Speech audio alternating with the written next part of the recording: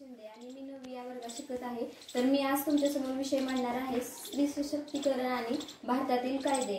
ती एक आई आहे, ती एक ताई आहे, ती कोणाची तरी बहीण आहे। ती एक आई आहे, ती एक ताई आहे, ती कोणाची तरी बहीण आहे। ती पत्नी आहे, ती मुलगी आहे आणि ती कोणाची तरी सून आहे। ती एक पत्नी आहे, ती मुलगी आहे आणि ती कोणाची तरी सून आहे। परंतु या सर्व नात्यांच्या आधी ती एक महिला आहे। या सर्व नात्यांच्या आधी ती एक महिला आहे।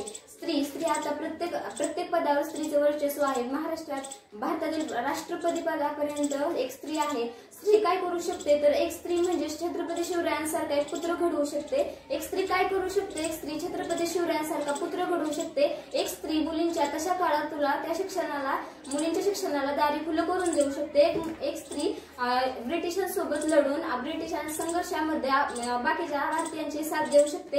एक स्त्री काय करू शकते तर याची उत्तम उदाहरणे आहेत। एक स्त्री भरपूर काही करू शकते, अशीच आपल्या भारत देशाला बरीच वर्ष स्वातंत्र्य मिळून झाली, परंतु महिलांना स्वातंत्र्य मात्र मिळालेच नाही। दररोज आपण पेपर उघडला की समोर बातम्या येतात, या मुलीवर अत्याचार, येते बलात्कार, येते विनयभंग, या मुलीवर अन्याय, या मुलीवर अत्याचार। असं किती दिवस चालणार? याला कुठेतरी आपण थांबवायला हवं ना। हे थांबवायचं असेल तर आपल्या भारतातील युवकांची जी मुलींबाबतची मतं आहेत ती बदलायला हवीत। भारत स्वतंत्र होऊ नये, मुली आज असुरक्षित आहेत, मग ते स्वातंत्र्य काय कामाचं? म्हणूनच म्हणावंसं वाटतं आज आमचा भारत देश स्वतंत्र आहे, परंतु त्या ठिकाणी मुली असुरक्षित आहेत। भारत आज जरी आमचं स्वातंत्र्य असला तरी त्या ठिकाणी भारतातील मुली असुरक्षित आहेत। म्हणूनच जर भारतातील मुली जर सुरक्षित असत्या तर त्या दिल्लीसारख्या ठिकाणी त्या मुलीवर अत्याचार झाला नसता। जर आज भारतातील मुली सुरक्षित असत्या तर त्या कोलकात्यामधील डॉक्टरवर असा अत्याचार झाला नसता। मुलगी किती शिकली, किती जरी शिकली, कोणत्याही मोठ्या पदापर्यंत गेली तरी तिच्यावरील अत्याचार अन्याय कधी थांबतील काही सांगता येत नाही आणि पेपरमध्ये येणाऱ्या त्या बातम्या कधी बदलतील की नाही काही सांगता येत नाही। त्यामुळे जेव्हा छत्रपती शिवाजी महाराज होते तेव्हा त्यांच्या काळामध्ये छत्रपती शिवरायांची शिकवण होती की ज्या ठिकाणी आपण जाऊ त्या ठिकाणी जर एखादी युद्धामध्ये जर महिला असेल तर तिला काही केलं जाणार नाही, तिला कोणत्याही प्रकारची आपल्यापासून इजा झाली नाही पाहिजे, अशी त्यावेळेस छत्रपती शिवाजी महाराजांची शिकवण होती। तसंच एकदा एक प्रसंग, छत्रपती शिवाजी महाराज लाल महाले गेले, शाहिस्तेखानाचे मोठे कलम करून ते माघारी आले आणि त्याच ठिकाणी त्या सर्व परिसरामध्ये भयान शांतता पसरली होती। तेवढ्यात एक शाहिस्तेखानाची मुलगी पळत आली, भाईजान मेरी बेटी लापता है, भाईजान मेरी बेटी लापता है।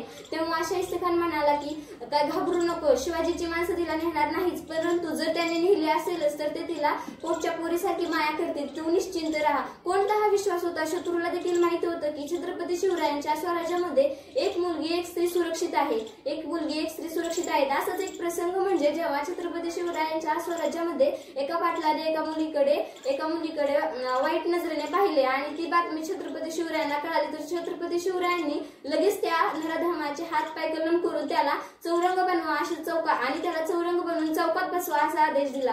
जेव्हा छत्रपती शिवरायांच्या काळात असे वेगवेगळे अन्याय अत्याचार होत होते तेव्हा मदतीला छत्रपती शिवराय येत होते। जेव्हा असे छत्रपती शिवरायांच्या काळात अन्याय अत्याचार होत होते तेव्हा छत्रपती शिवाजी महाराज धावून येत होते आणि ज्यावेळी महाभारतामध्ये द्रौपदीवर असा प्रसंग आला तेव्हा श्रीकृष्ण धावून आले।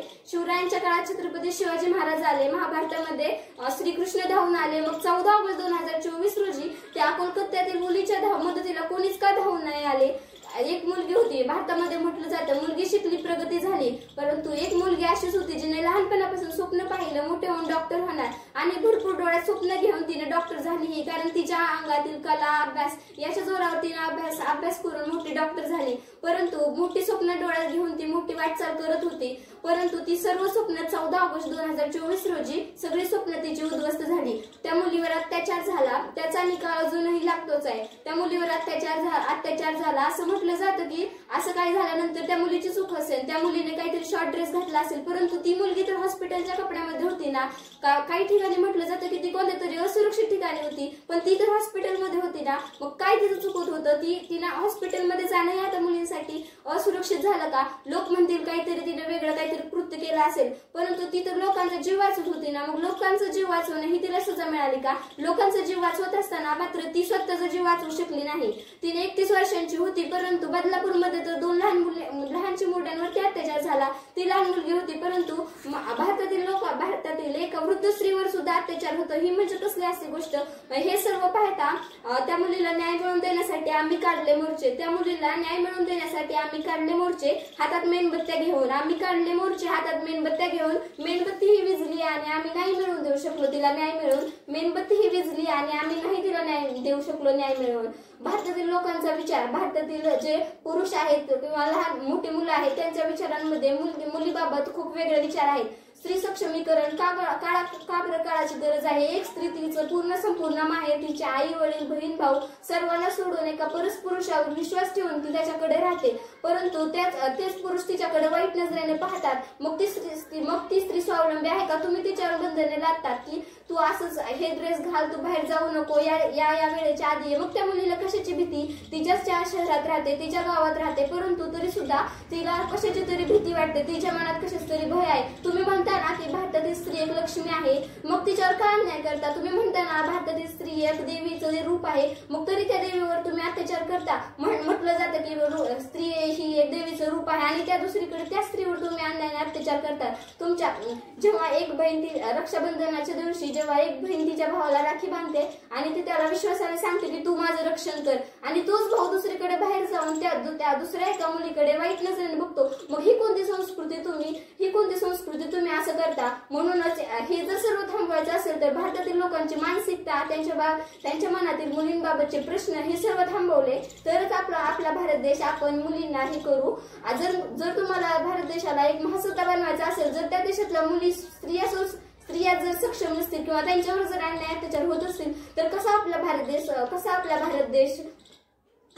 भारत देश महासत्ता बनणार? दुसरीकडे एखाद्या अशा ठिकाणी दुसरीकडे जर अत्याचार झाला तर 21 दिवसांच्या आतमध्ये त्या मुलीला न्याय मिळवून दिला जातो आणि तिच्या गुन्हेगाराला फाशीची शिक्षा दिली जाते. परंतु आज 24 ऑगस्ट रोजी झालेला अत्याचार अजूनही त्या नराधमाला शिक्षा होत नाही. आणखी नाही हेच समजत नाही की तिच्यावरती किती जणांनी अत्याचार केला. हे जर समजत नसेल तर किती दिवस काय चूक होती त्या मुलीची? तिने हॉस्पिटलमध्ये लोकांची सेवा करत होती, हॉस्पिटलमध्ये लोकांचा जीव वाचवत होती. ही तिचं चुकीचं होतं का? चूक होती म्हणजे ती मोठी झाली, ती खूप शिकली आणि तिने लोकांचा जीव वाचवणे हे काम निवडले, ही तिची चूक होती का? म्हणून तुम्ही तिच्यावरती असा प्रसंग ओढावून आणलात का? ती सुद्धा जर हे सगळं थांबवायचं असेल तर भारतातील लोकांनी प्रत्येक स्त्रीकडे आपल्या बहिणीच्या नजरेने पाहिलं असेल. आता बाहेर एकटी मुलगी दिसली की लोकांच्या मनात विचार येतात, आपण आहोत तरुण असं विचार यायला पाहिजेत. आपण आहोत तरुण आणि अत्याचार अन्यायाला टाकू दूर करून, आपण आहोत तरुण अन्याय अत्याचाराला टाकू आपण दूर करून आणि भारताला एक बनवू महासत्ता देश. अशी जर प्रत्येकाच्या मनामध्ये भावना निर्माण झाली तर मुलींवरील अत्याचार थांबणार नाहीत आणि मुलींना सुद्धा स्वतःचे संरक्षण करता आले पाहिजे. जर एक व्यक्ती असेल तर आपण त्याच्याशी कसंही संरक्षण करू शकतो, पण जर समोरून 7-8 व्यक्ती येत असतील तर आपण एक जण काय करणार? हे सर्व